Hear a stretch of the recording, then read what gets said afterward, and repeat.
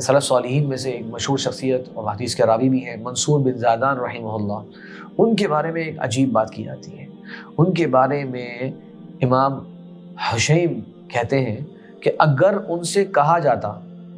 کہ آپ کے گھر کے دروازے پر موت کا فرشتہ کھڑا ہوا ہے، گھر کے دروازے پر موت کا فرشتہ کھڑا ہوا ہے، لما وجد ما یزید من عملی،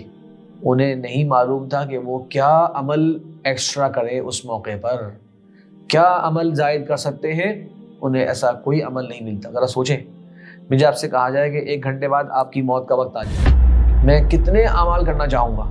کیا کچھ نہیں کرنا چاہوں گا، کس کس سے معافی مانگ رہا ہوں گا، کون کون سی دعائیں کر رہا ہوں گا، کون کون سے ذکر اذکار پڑھ رہا ہوں گا، ایک شخص سے بھی بات نہیں کر رہا ہوں گا۔ ان کی موت کی تیاری ایسی تھی کہ اگر کہا جائے دروازے پہ ملک موت کھڑا ہوا ہے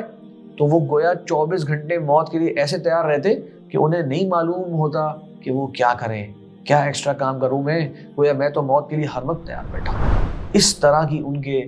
دل روشنی والے اور ایمان والے اور